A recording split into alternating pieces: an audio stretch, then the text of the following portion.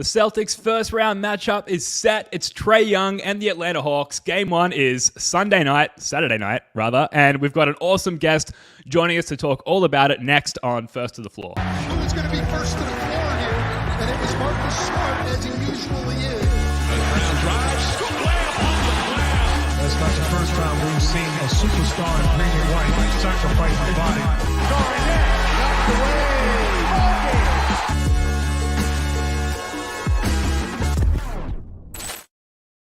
Welcome into another episode of First to the Floor. Ben Vallis here. Thank you for joining us. Hope you're doing well. We here on the show are also doing pretty well because we're joined by an awesome guest of Barstool Sports, the one and only Dan Greenie Greenberg. Greenie, what's going on, man? Thanks for joining us. Guys, happy playoff run. We made it. Can it start already, though? I mean, this wait until game one is absolutely brutal. And, of course, we've got the 5:30 a.m. start Sunday morning, hence my confusion of what day it's actually starting in the U.S. But we're going to be up for that game with a live stream in our playback room. So if you're listening to the show, you want some company for the game, feel free to jump in there. Greenie, how are you doing? Like, how are your thoughts just heading into this matchup? So I feel like it changes every 5 seconds, right? Like I wake up, I'm feeling good, and then, I'll be making lunch and I get a shot of nerves, and then I'm walking my dogs and I'm having an existential crisis. So it's hard. I mean, the playing games have been like a nice little appetizer to sort of scratch that itch, but I mean, we're talking now, it's Thursday night. We're nowhere even close, and I'm running out of things to be honest. Now, before we really dive into the matchup, I wanted to ask you, like, how has this season been for you? Because every day you get up and I assume straight onto Twitter, you undertake the noblest of crafts by logging directly onto Twitter and defending the Celtics' honor against a legion of haters. Like, given how much the Celtics have been in the spotlight this year, how has this season been for you in that sense? I'd say, I mean, it was obviously one of the best seasons in not even just recent history, but really since the Garnett, Pierce, and Ray Allen era. I think, what I found to be maybe a little more annoying than most is there were times when there was a certain, I don't want to say narrative, but like when the Celtics were underachieving and not playing to their potential, that brought in warranted criticism. Mm-hmm. It felt like because they were so good for so long this year, it was like almost forced to try to bring up that same tone anytime they would lose a game or they lose 2 or 3 in a row, where it's like, nobody really wanted to take a step back and say, we're still watching one of the best teams in the NBA. So it's like that perspective was lost. And I think it's because, we had to go so long where they just looked unbeatable that the second they maybe had a speed bump or had a moment of underachieving play, it was, oh my God, they're right back to all the bad habits. Yeah. And that was annoying because it was like, it's okay to enjoy your favorite basketball team when they're playing at a ridiculous level. And I think, with that came the expectation of perfection, which just isn't realistic. So I was surprised by the amount of battles I had to have in a year where they won 57 games and were wire to wire, one of, if not the best team in the entire league. That didn't really make a lot of sense to me. How happy are you we don't have to play the Heat? Oh, I don't give a shit. I didn't. Oh, all right. I think a lot of that is people being afraid of the idea of the Miami Heat as opposed to the actual basketball matchup. Mm-hmm. There was a lot of talk of that, the overtime loss that, Tatum had that brutal turnover and that showed that we had to be afraid of them. Well, if you look, it was on the second night of a back-to-back and 4 starters didn't play or 4 rotation players didn't play in that game. So, it didn't matter to me whether it was going to be Atlanta, Miami. It doesn't matter who it's going to be in the second round, in the third round. Okay. We know one thing about this, and it's been clear through now well over 100 games of watching them play. If they play to their potential and they don't play stupid, it does not matter who's on the other end. That doesn't mean they're going to sweep everybody. It doesn't mean that, they're going to cakewalk through the playoffs.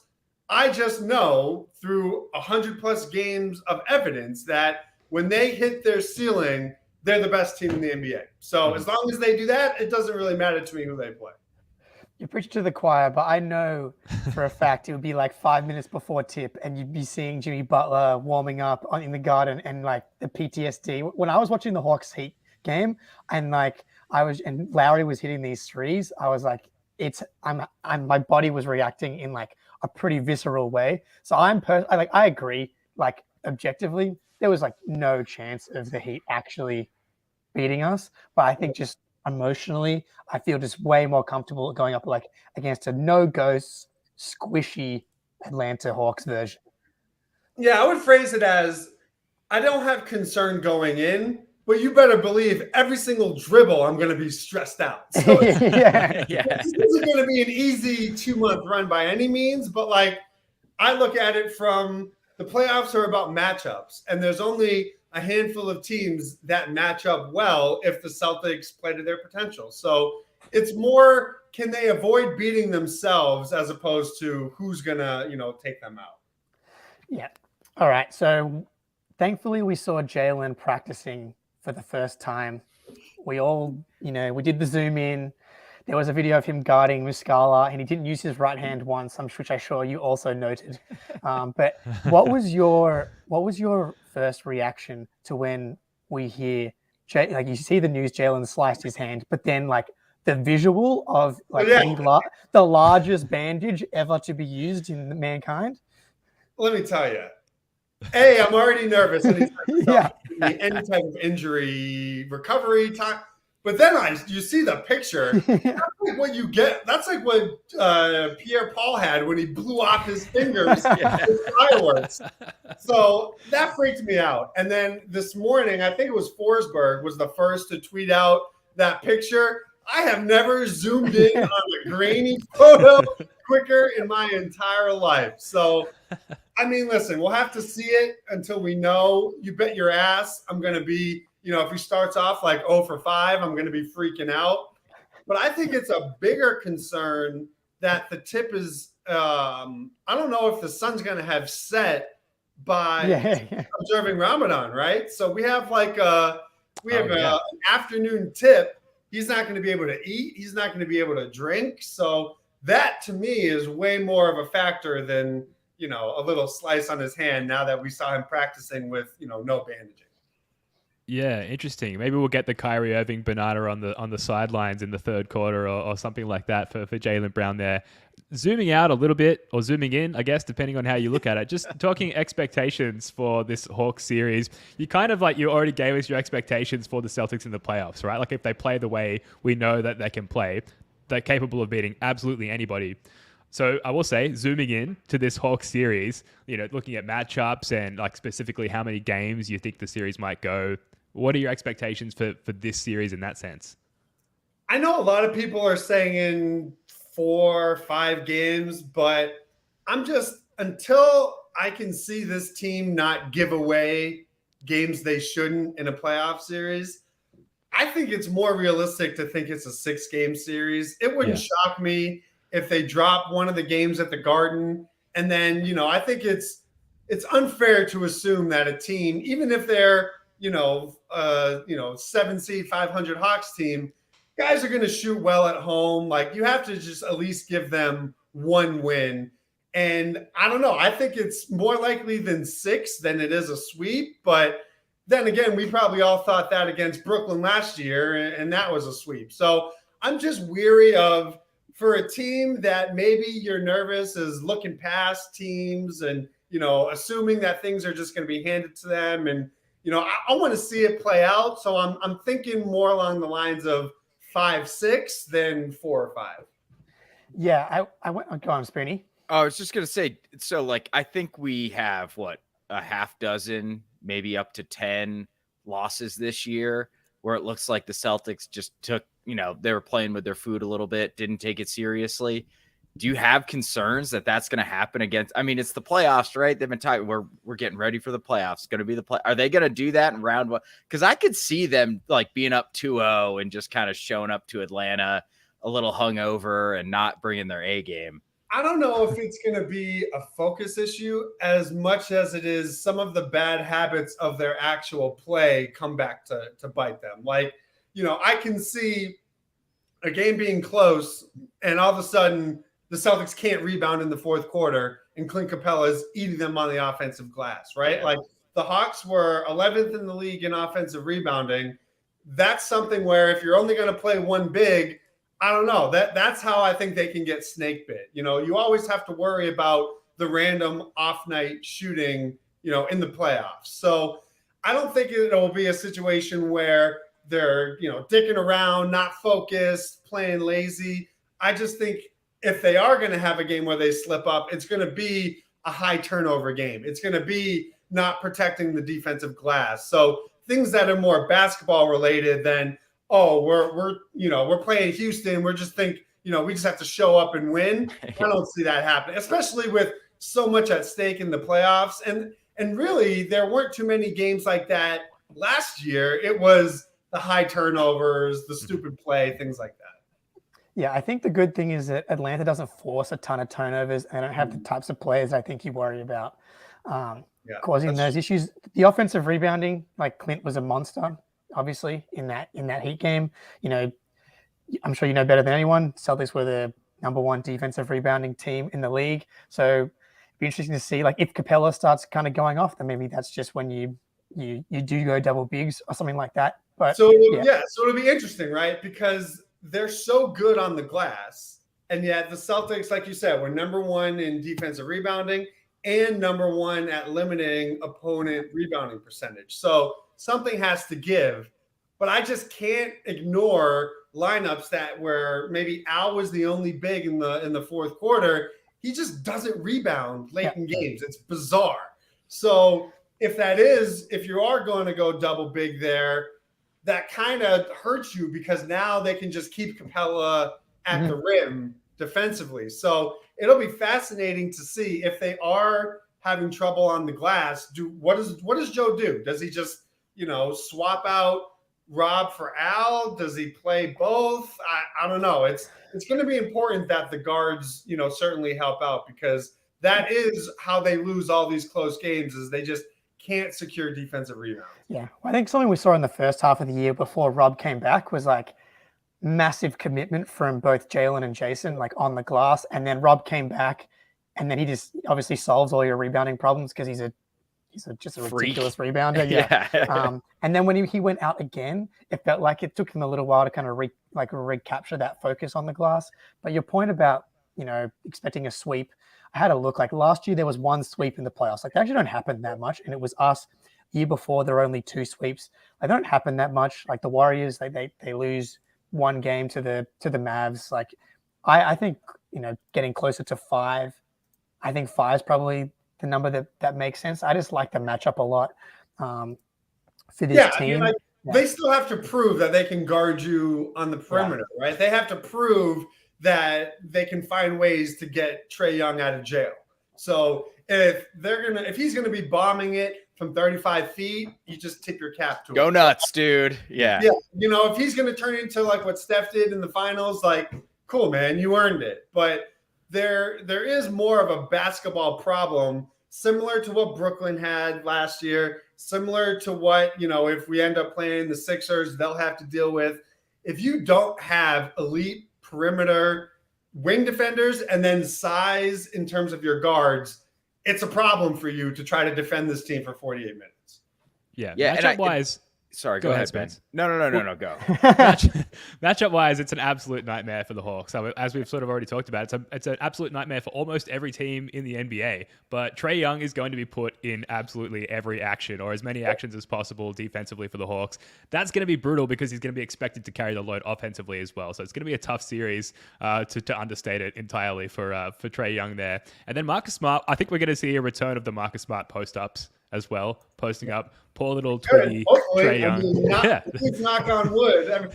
Hopefully. That would be nice. And then talking about the offensive rebounds, the Hawks had 2 good offensive rebounding games against the Celtics early this year. One was 17 offensive boards, one with 16. And the Celtics still won both of those games, and they won the third game as well. So that doesn't necessarily pose that much of a threat because there's just so much the Celtics can do to make up for that deficit on all other ends of the court. Yeah, that's all. Yeah. Sorry, Spoony, go ahead. Would it surprise anybody if this is like a 6-point game at half on Saturday? I just think, maybe it's my PTSD. Maybe it's I'm giving them too much credit. I just think when you get into the actual playoffs, like even though they swept the Nets, all those games were close. Like it's not like they completely wiped the floor with them. So I'm just like, I want to make sure that I give proper respect. Like you guys can, like the Hawks can't get hot from three. Bogdanovich can't get hot. Trey can get hot. I've seen DeJounte Murray go into the Garden and beat the Celtics through nothing but mid-range jumpers. So that's what I mean. Like they have to show up and play. If they do that, we shouldn't have too much stress. But anything can happen once you're in between the lines. Like reputation doesn't matter. What you did before doesn't matter. It's literally just about executing in those 48 minutes. Yeah, and speaking of like show up and play, outside of the Jays, who do you expect from the Celtics, like, the non-Jays guys to have a big series?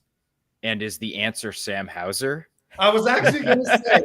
All right, nice. People will probably say Derek White, but if you look at Sam Hauser's numbers against this team, it's like it's not even real. I mean, it's ridiculous. He's up to probably like in the mid 50s from three on good volume.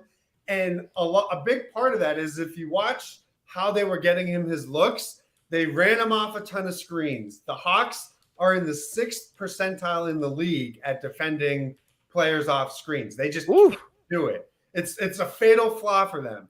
So if he and I think that's why him getting in this rhythm in the last, couple games of the year, he may not play 25, 30 minutes.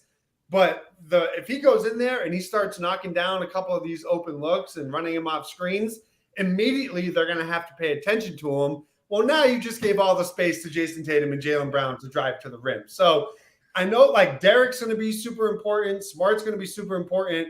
But Hauser's shooting is what I think can be the thing that truly opens up what the Celtics do offensively. Yeah, I think the key to this whole matchup for me is Trae Young and attacking Trae Young. And when you put Hauser on the court, that just doesn't give them anywhere to hide. You can't give Trae anywhere to hide. And I want them to do it like properly. I don't want to just attack Trae Young ISO and like they get tricked into ISO. Use the Trae Young matchup as a way to create advantages within the offense. You said the Marcus Smart post up, post him up, bring help, kick to whoever it is, and then get driving. I don't even want to see too many like quick shots because I think being able to get like a quick open three when you get a quick advantage is going to be very easy. I want to see Jaylen attacking off closeouts. Even Hauser's been looking pretty good attacking off closeouts, but Hauser and Al, they can take as many quick 3-point shots over those those quick. I don't want Al driving too many.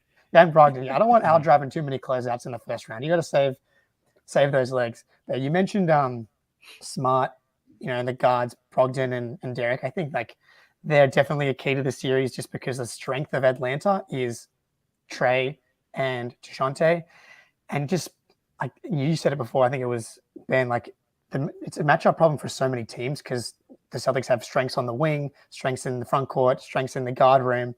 I thought Marcus had a really good quote today because I think Joe has been hesitant to bench Marcus when it comes to crunch time, and I wonder what your thoughts are on kind of like if that happens. So I'll read the quote.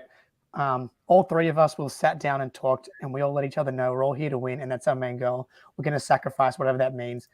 And Joe hasn't done it really in the regular season. I think Marcus, I think for the most part, is the right choice for the closing lineup. But what do you think about the guard rotation there? My gut says, your three core guys, Tatum, Brown, and Smart, I think have shown enough to warrant, the benefit of doubt in getting that first crack at it. At the same time, if Marcus isn't going to play the right way, he can't be on the floor in big moments. And I think as long as Joe is empowered enough to make those tough calls, now, whether he will or not is remained to be seen. But, that was the same with Ime. It's the same. Like, we just don't know until we see it. I think his larger body of work has shown that he can play the right way when it comes to, knowing his pecking order in those late moments. Like, people see him take a wide open three and freak out like that. I don't care about. It's is he playing within himself? Is he playing under control? Is he taking care of the basketball? Like, if it comes down to you don't want Marcus on the floor because he's taking a wide open three, like, you just don't like Marcus Smart, the player, and that's your prerogative. But I think it'll all just come down to how they're playing in that moment, right? Like, Derek has been so good, he's almost played his way onto the closing lineup. But if the Celtics are in a situation where they need to go double big, that means one of the three guards is going to have to come out. You can't play all three of them. So my thought is, if they don't need offense, then they probably won't have Brogdon close. If they need defense, you'll probably see them go one big with White and Smart. I don't think we'll see too many with White and Brogdon, but I mean, who knows? It's almost like you can't go wrong because all your options are good. Right. So it's just going to come down to probably feel in that moment, how guys are playing, how the defenses are reacting. Like, maybe it's a situation if you're in a close game and defenses are just honing in on the Jays and they're giving you all these wide open threes, maybe that is the time to play Brogdon because he's an unbelievable catch and shoot 3-point shooter. So I care more that Joe has the guts and the support to, make subs on the fly given what the situation calls for. And then, like, how much does the need to limit Rob Williams' minutes come into this lineup question, Greenie? And particularly looking at the starting lineup, do you think that Derek White's going to remain in there as the starting two, or do you think we're going to go back to double big throughout the playoffs, or at least in this particular matchup? I was a big believer in, if it's not broken, don't fix it. And so once Rob came back, like, this was the lineup that ran the NBA. But we're at the point now where you cannot deny what Derek White's impact is on the floor, right? Like, I feel like I finally was able to, allow my brain to say, just because that worked last year, at some point you can't deny the production, you can't deny the impact. And I just think he's had such a great year. And I know he won't give a shit. So, like, I want to give a shit for him and say, he's earned the first crack at it. Now, that doesn't mean you can't have a quick sub if that lineup isn't working.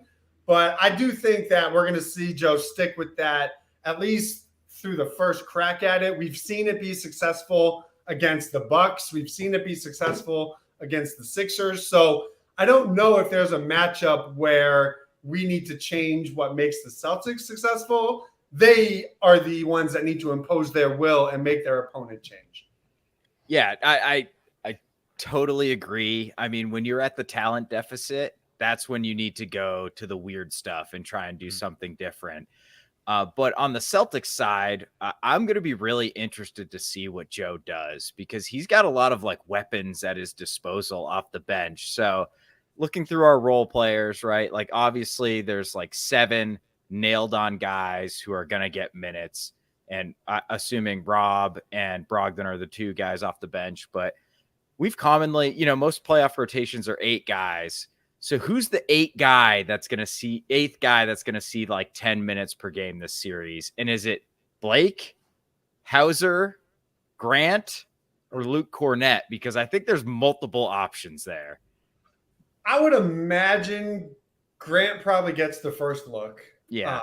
Just because I think if Grant plays like the Grant we know he can, I think what he gives you on both ends of the floor are, beneficial. But right away what type of Grant game you're getting. So if that first, stint, couple possessions, he doesn't look locked in, I think you'll see Hauser be that 8th guy.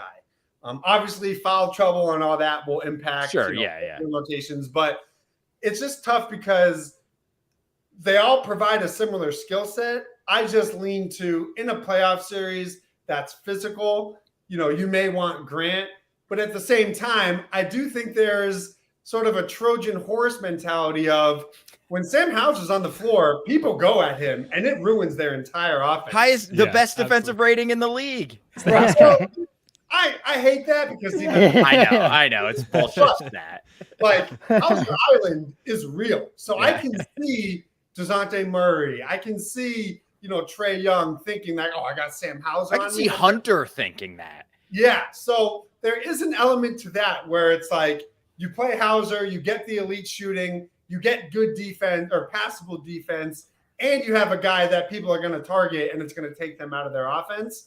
But I just think with what Grant can do in terms of rebounding and things like that, I think he gets his first shot, but he probably has the shortest leash out of all the bench players. Ben, what are your thoughts before I jump in here? I think the point on Hauser, like stretching out the offense and just opening up Trae Young to his known vulnerabilities is that's a very valid point. And we just love seeing like Sam Hauser buckets, right? Of all the bucket getters off the bench, the Sammy Hauser buckets are probably the most enjoyable. We heard Eddie House trying to come up with an onomatopoeia, a word for the sound that the net makes when Hauser splashes a three. I mean, it's about as pure twine. It's like he is a long lost Splash brother. Like I've only it's like Splash cousin. It's like Steph, Clay, Ray Allen, Kyle Korver. They are the only people I've seen. Like they don't even think about touching the rim when they shoot the ball. It's truly incredible. I'm actually, I'll be surprised if Grant is the guy that gets the first minutes in this matchup specifically, just because I think it's all about the offense and making Trae work. And I think if you put Grant out there, you're giving Trae an out. That's true because he can just. That's true. You may want to have it be a perimeter guy, make him chase. Because I know Grant can shoot from 40% from three, but he's not like Hauser's got a lightning release. I think Sam Hauser can shoot 3 times before Grant gets like a single 3-point shot off. And then just the turnovers with Grant right now, I like Hauser doesn't turn the ball over because he just shoots it. And he's been pretty good off the catch. I'm like of this podcast crate, I'm like pretty down on like Grant. To your point, I think I don't want to say you're stuck in last year, but like I could be. And that's the thing. That's true. Yeah, because I like the Derek White thing, like it's been true for a while. And I think like this team is just is very different. Like the offense is so good when they're like humming, and like Hauser, the juice that he brings to the offense, it's like could be a 7-point lead. They go to the bench and then the game's over after Tatum and the bench like goes in. I'm not sure if Grant, especially in this matchup. And I think you make a good point, just because even though Grant can shoot 40%. Their 40% aren't created equal, right? Like Hauser is such a better off-ball moving, without the ball, and he would make if he's the weakest offensive option, Trae Young would guard him. He's going to make Trae Young have to move, whereas Grant, he just kind of stands in the corner. He's easier to defend. So you're probably right in that regard. I'll stop it. But I mean, your stat about the 6% coming like defending off screens, like Hauser, he gives you that weapon, go spinning. That's it. Yeah. I was just going to say, if I may propose one other guy, we're concerned about offensive rebounding. Blake Griffin is basically, outside of Rob, the best defensive rebounder on the team.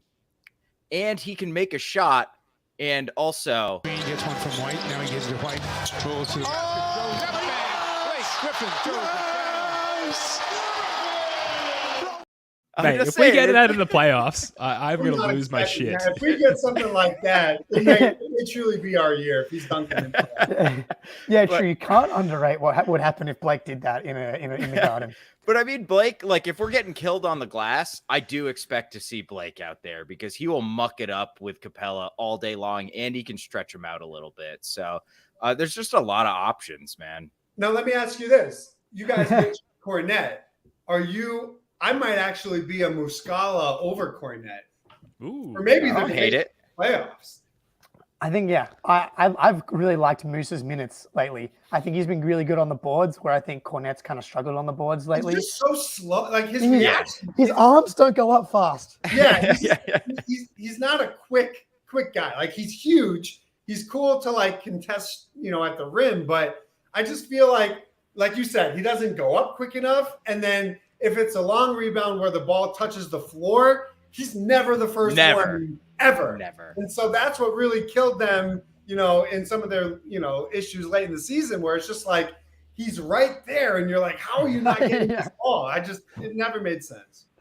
Yeah, I would go Muscala as well, just because, like, again, the shooting, and I don't think that the defensive gap is like that large between Muscala and Cornet right now. Like they're both like, if you put Cornet in isolation or you put Muscala in isolation, it's over. They're both getting cooked. So I'd rather have a guy who looks a little bit faster and can shoot 40% from three. Looks faster. I like that. I think that's fair. I don't think we can say for sure Muscala is faster, but he definitely feels faster right now. Yeah, like when he was putting the ball on the floor against the Hawks, it's like there was some speed there a little bit. If you speed up your TV or something. And if you give a dump off pass to Muscala, I feel far more comfortable with him like giving a pump fake and like doing a reverse layup than I do with Luke as well.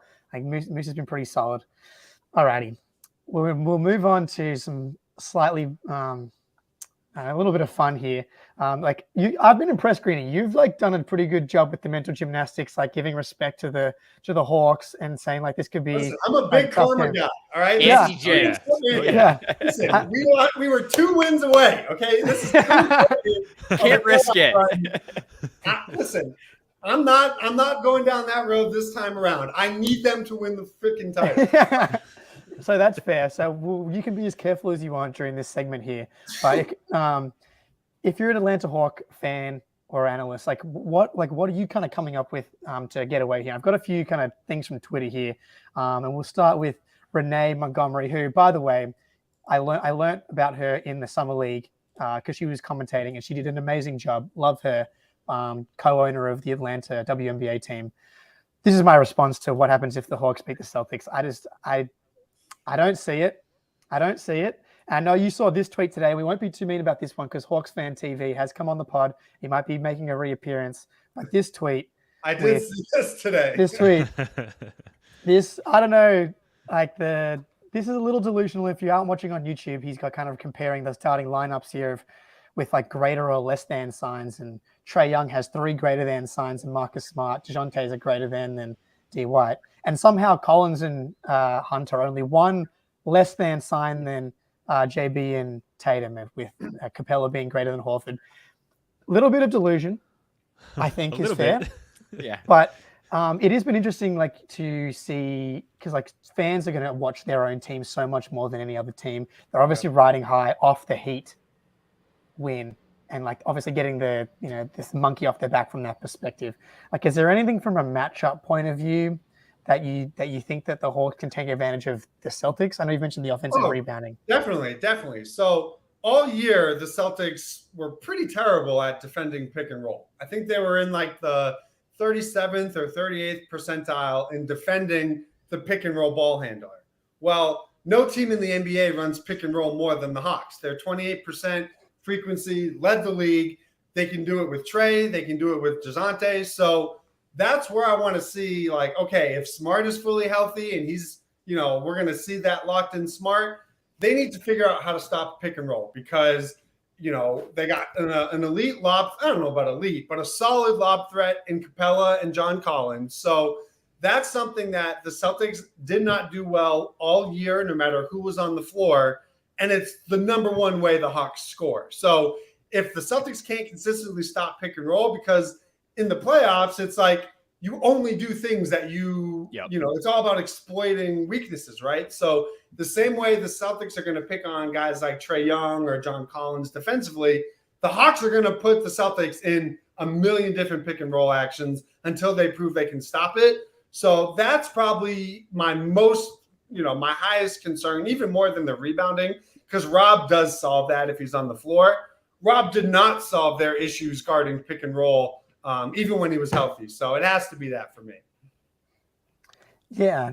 I would just say Trae Young's 4-11 against the Celtics in his career, and 3 of those wins came in the COVID Jeff Teague. I went back and looked at the box scores from their wins, and there was a Jeff Teague 30-minute performance. There was he's had very little success in general, and I do wonder how much they have kind of been coasting on that pick and roll stuff to not doing a lot of switching But Ben, Yeah, you go. I mean, maybe it's just they didn't want to show some stuff, but I mean, it doesn't really. The Celtics have struggled, whether it was Cole Anthony, Markelle Fultz, the Cleveland guards. Like when you have a quick, shifty, score first point guard, the Celtics struggle defending that and keeping them out of the paint. If you let Trae Young get into the paint at will, the Hawks are really tough to guard because he's got an elite floater.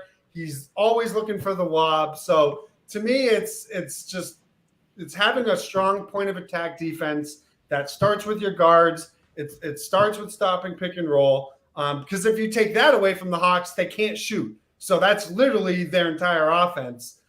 So we'll just have to see if they're locked in. Yeah, we had a conversation earlier this year about when we were really nerding out about this team at its peak of who the best screen navigator on the team was. And we came away with, despite Marcus Smart winning DPOY last year, that Derek White was the team's best screen navigator. Easily. The fact that he's going to be out there so much and on that Trae Young assignment is allowing me to sleep at night currently. Because like that, yeah, like you said, Green, that's probably the one thing to worry about, that pick and roll attack from the Hawks. And the fact that we've got 3 incredible defensive guards that we can throw at Trae Young, and the fact that Derek White is so good at navigating screens, it's given me a lot of calm right now when I need it. I think that's rare for Ben. Yeah. I'm the most neurotic fan on the show, just so you know, Greenie. You and Greenie are, yeah, 1-2. I mean, I'm right there. I mean, you're speaking my language, so Yeah. I'm happy there's another person in this world that's as messed up as I am. So I say wear it as a badge of honor.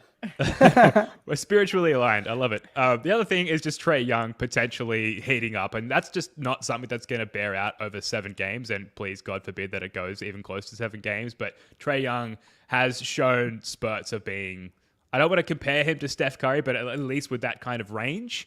And that might be all they have after a little while as far as like points of attack for the Hawks. And there could be a game or 2 where Trae Young just completely heats up, and us having to come out so far towards the halfway line to defend him throughout the course of a game. Thanks, and you Carl. have to give him credit. He relishes being the villain, right? Yeah, we saw it in New York. He likes going into hostile environments and just, putting his nuts on the table and coming up with those big time performances. So that's what I mean. Like, you have to give them their respect in that regard of they have the capability to do that. It's just, if the Celtics don't mess around, they'll be able to limit it. But I watched him go in to MSG and do what he did against the Knicks. I watched him, give the Bucks a run for their money before, he got hurt and all that stuff. So I'm just very weary to say it's going to be an easy. I just can't. I'm not putting that karma out there just yet. Yeah, and real quick, back on the pick and roll defending. We're one of the worst teams at defending the ball handler, and we're about average defending the roll man. And we are one of the worst teams at defending ISOs too, which makes no sense, but all season long. So if we play drop, we can get burnt. If we switch it, we can get burnt. So yeah, I'm with you, man. Like the pick and roll, it's going to happen a lot, and we better be ready for it. What's interesting about those isolation numbers is like, the people that had the biggest regression were arguably your best defenders. Like Smart, last year he won DPOY. He was, I think, giving up 0.5 points per ISO possession. This year it was like 1.5. It was like nowhere close. And part of that is maybe the offensive skill is getting better, but they just, from top to bottom, every single person regressed in terms of their isolation defense from last year to this year. Yeah. So that's just what I mean. Like, they're not bulletproof. We've seen what happens when they, if they're not guarding their yard, if they're not providing resistance on the perimeter, you can beat this team. And that's why, like you said, whether it's guard and pick and roll or just staying in front of your guy, like they talked a big talk of, hey, we're healthy, we're ready, we're locked in. Like, okay, now it's time to show it, because you're going to have guys who can get hot in a blink of an eye, right? Like, we've seen DeJounte Murray make a couple floaters. Now, next thing you know, he doesn't miss for an entire quarter. So I just think they have to be, ready for that. Yeah, I think the strategy, like literally take what you did against Steph Curry and the Warriors and completely like emulate that game plan in this series, because the only reason the Warriors won that series is because Steph Curry like you can do whatever Trae Young, Steph Curry comparisons you want. Like that is they're not the same guy. The level of shooting that Trae Young provides, like I was listening to Locked On. I've been diving deep into the Hawks side in the last 48 hours, like Locked On Hawks yesterday. Trae Young last 12 games. They're pretty concerned that he's lost confidence in his three ball, like not just the percentages. Last 12 games, he only shot 4.7 threes per game, that's crazy, which dude. is crazy low. So it was really good to see him shoot 8 against the Heat because like he has kind of stopped shooting. And so like if you're the Celtics, I think you kind of force him. Like I don't think Trae Young has the ability to do what Steph Curry did to Derek White. So I think you force him into that, and like if he starts to get in his head, like if he's already close to that kind of doubt, the Garden's that's not gonna be long before he cracks. I don't think. Right, and one takeaway I had watching that Heat game, and it was maybe more with Murray than it was with Trae. I feel like you can bait them into taking bad shots. Yes. Right. So if you're playing that same type of drop coverage along the 3-point line that they did with Steph, Trae's taking those threes because they can't limit themselves from making bad offensive decisions. Like DeJounte Murray took, I think, 6 or 7 threes against the Heat. He's not a 3-point shooter. So the same way that teams think that they can bait Marcus Smart into taking those threes, I think you can bait, whether it's Sadiq Bey or, like he's a huge hero 3 guy. Sadiq Bey will pass up the right play to take a hero 3. We know it. We've seen it. So I think he makes them against us, though. I know. Well, that was when he was on the Pistons. True. I just think that there's something to that where if you're worried about, the lob or, giving up the paint, bait them into taking those pull-up threes. And if, like we said, if he pulls a Steph Curry and he goes nuts, then like you can tip your cap. But I don't think that's sustainable. Yeah. And like if he does go Steph Curry, the flip side of that is like they don't have the Warriors defense. They have the Hawks defense. So that would be my game plan. What about this, Greenie? You get to pick one guarantee for the playoffs, and there's 4 here. Rob stays healthy is number 1. Derek White maintains his regular season 3-point shooting percentage, which is currently at 38%. The Celtics maintain their regular season assist to turnover stats, which is currently at a 2.0 assist to turnover ratio, or Tatum's pull-up 3 comes back up to 35%, which is currently at like 29%. This is all right. So this is something that I want to happen or I think will happen. You can just pick one. You get to pick one thing that's like a guaranteed truth. Rob like the genie. It's Rob. It's Rob. 100% Rob. Rob is the biggest ceiling raiser on the roster, bar none. If he's healthy, what he does on both ends for your defense, for your offensive rebounding, for your passing, like it would be awesome if Derek shot like that or if they didn't turn the ball over. But Derek's not going to have to shoot that way if Rob's on the floor and he can just get every offensive rebound if he misses. So for me, I want to see what it looks like for a 2-month playoff run with a healthy Rob. That has to be the pick in my opinion. Spoonie, what do you reckon? Yeah, I'm going with the turnovers, man. Like I still have lie down to go to bed, finish reading my book, and I close my eyes and I see Draymond Green fouling Jason Tatum, but it's not called, and he coughs up the ball on a drive. Like if I could ensure we always have double the assists to turnovers, I would take it all day. What about you, Ben?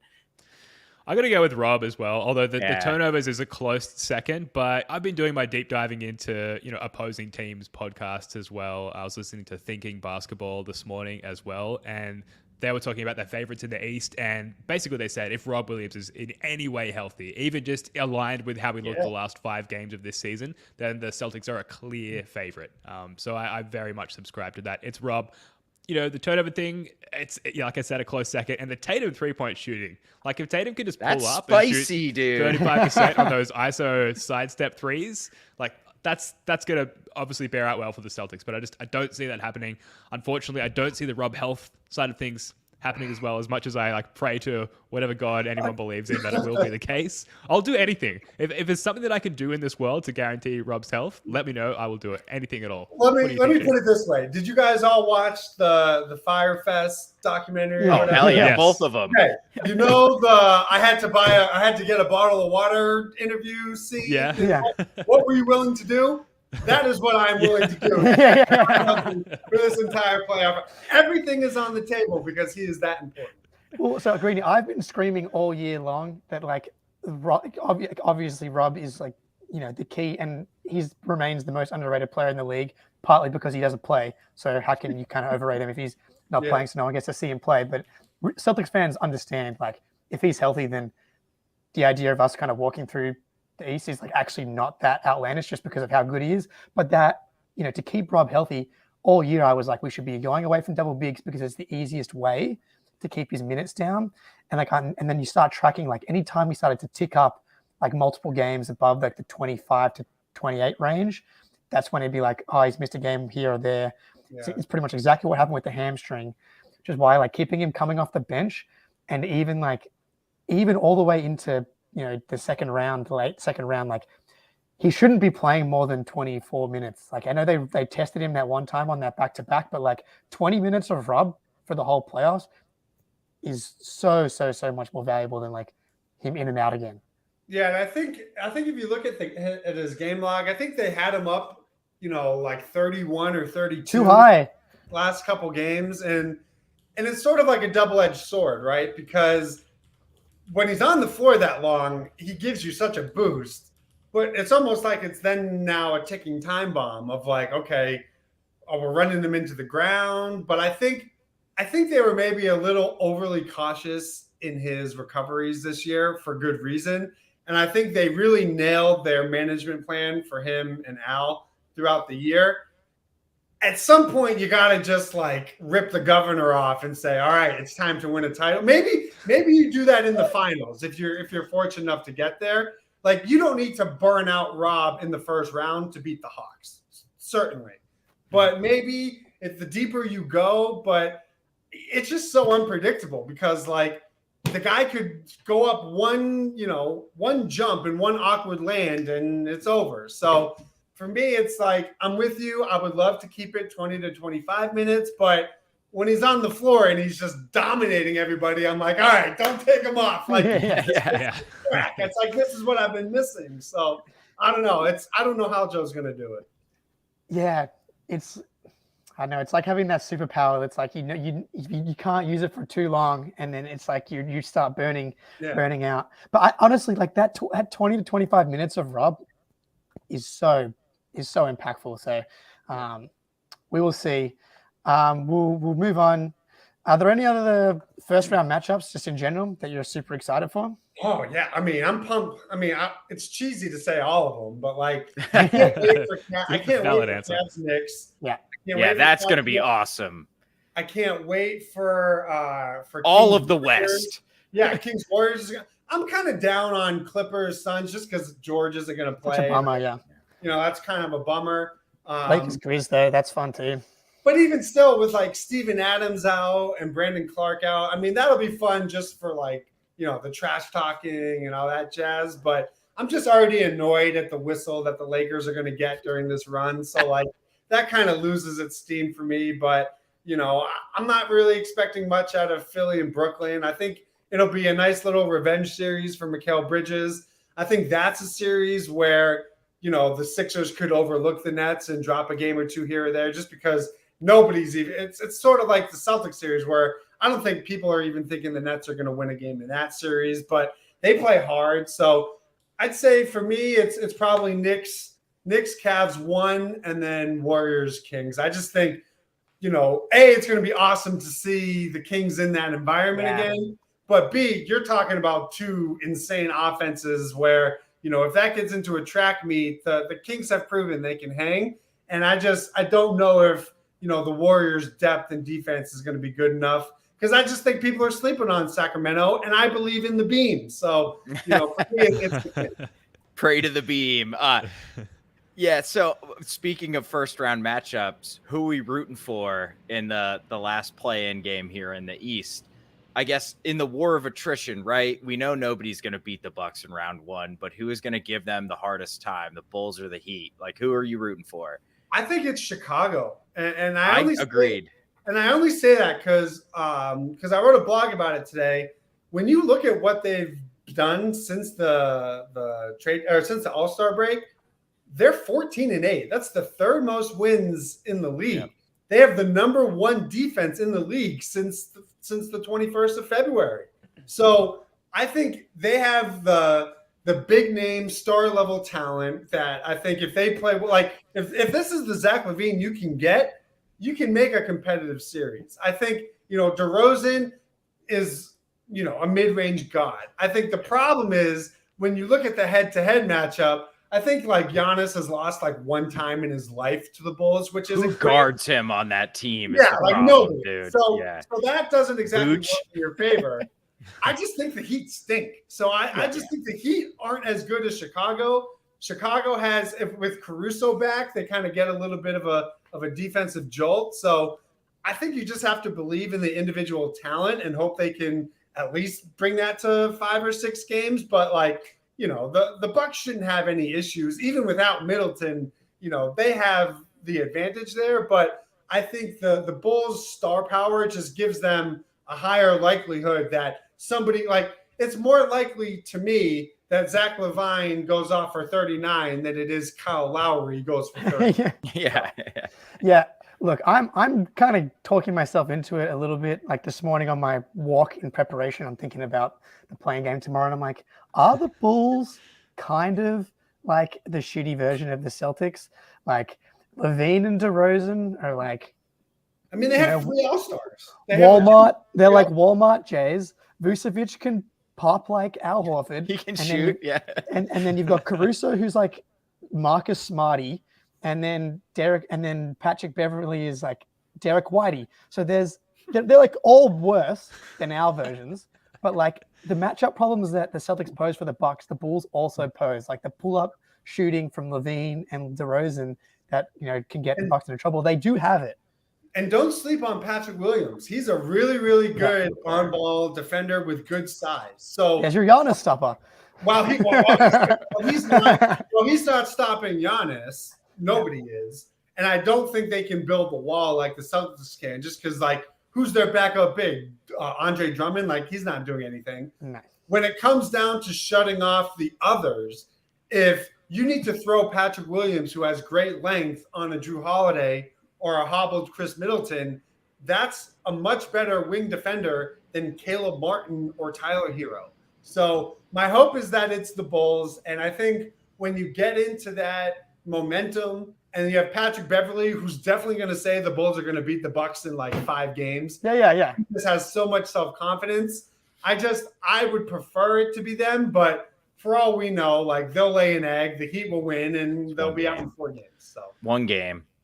Yeah, for me, it's the Heat. I know you guys are right about the Bulls, by the way, but I personally carry way too much emotional baggage when it comes to the Heat. We've talked about it all year and all last year. So in terms of the idea of sending in the troops to do some damage before the Celtics arrive in Milwaukee, to me, the Heat just seem like there's more potential to do damage. Obviously, I'm not talking about wishing injuries upon anyone or anything like that, but I just feel like damage to the Bucks psyche and how they conduct themselves. We've seen the Heat muck up teams. That's kind of part of their modus operandi. I just think that they're more capable of making life difficult for the Bucks. So that's where I'm at. Even though everything you say about the Bulls is right. Do you guys think any of those teams in the second round provide that same sort of challenge, whether it would be Cleveland or New York? Cleveland for sure. I think Cleveland can pose some problems. Yeah, the pull-up shooting of Garland and Mitchell. I actually think the Knicks are going to win I'm starting to talk myself into the Knicks just because I think Tibbs is going to cook up a crazy playoff defense for a team that has 2 non-shooters and then their small forward on the Cavs. I think is such a big question. I think Tibbs, assuming Randall can actually be healthy. I know that he's kind of borderline for coming back. So I want the Cavs to get through because I think they could actually do some damage to the Bucks. I just have this feeling that the Knicks, they have more experience, it feels like. There is I myself have done some talking myself into things. Shocking. I know. I do think there is a universe that exists that this year's Cleveland team that's maybe 1 or 2 years early in their ascension can be like the 2017, 2018 Celtics that were a year early and made that surprise Eastern Conference Finals run. Because when you look at their metrics, like in terms of point differential, it's like Boston, Cleveland. Net rating, Boston, Cleveland. Defensive rating, Cleveland's up there. They have the height. They have the elite guard play. Donovan Mitchell is a playoff warrior. I mean, that dude goes to another level. Their biggest weaknesses, like you said, wings, that small forward spot. You know, anytime you have to put faith into Karis LeVert is, you know, a wild card offensively. But I just think when your backbone is defense and elite scoring perimeter players, you can get through a postseason run and upset people. Whereas the Knicks, it's like, you know, you got to have Randall playing out of his mind. You got to have Quickly playing well. And Brunson, I think, is having an unbelievable year. But I just don't know if they have, like, the additional supporting cast firepower that Cleveland does to potentially upset the Bucks or anything like that. I think the good news, regardless of who goes through, I think if they go through, that means Randall's healthy. I think the Knicks are good enough to at least challenge the Bucks and put up a fight. Yeah. Am I alone in just not trusting the Knicks in the playoffs at all? Like, I do not trust Julius Randle at all in the playoffs. I'm sorry. Brunson will ball out, but man, like last time he was in the playoffs, he was bricking he's like hitting the side of the backboard against the Hawks. This is a different team, though. This is a different team. But it's the same Randall. Right, between Randall and RJ Barrett's that way too. RJ's so bad, dude. I'm sorry. I was a big RJ guy. There are games where he locks in and overachieves, and it turns them into like he's killed the Celtics in every time they played. So I just think they're a roster that has more volatility in terms of outside of Brunson. I don't know if you can feel great about getting a consistent, play from everybody throughout a series. Whereas with Cleveland, it's like, what you're getting out of Jared Allen. What you're getting out of Donovan Mitchell and Darius Garland. And I think there is something to be said of this being their first playoff run in the post-LeBron era. Like that could give them a little bit extra juice. So I believe in their talent maybe a little bit more. But I think if the Knicks if you're getting the best version of the Knicks, they've shown that they can lock in defensively. And, Jalen Brunson's one of the best clutch players in the league. So you have to give him his respect. For sure. All right, well, buckle in, folks. The playoffs are right around the corner. The temperature in the room, from my gauging, is nervous excitement, which I think is par for the course going into every postseason. I think that's fair. That is going to do it for this one. Thank you so much for joining us. Please rate, review, subscribe, comment, all that good stuff. Help us out with that algorithm there. And come and join us Saturday afternoon for Game 1 live in our playback room. That's going to be a lot of fun. Greenie, this was awesome, man. Thank you so much for coming on. Oh, anytime, guys. If I'm still alive after Game 1, I mean, listen, I kind of joke about it, but it's not really a joke. It took 300 days for me to get over June 16th, 2020. The regular season over in a blink of an eye. Like, I'm 36 now. Like, I can't be. I mean, I don't know. My it's getting old. Yeah, the strain on the heart is real. Spoonie and I are both 36 as well, so we feel that. And look, that's why we do this. We do this to keep ourselves focused and not like spinning off into the universe out of control with anxiety about what's going to happen next for the Celtics. All right, guys. Spoonie, Jake, love your work. Until next time, go Celtics.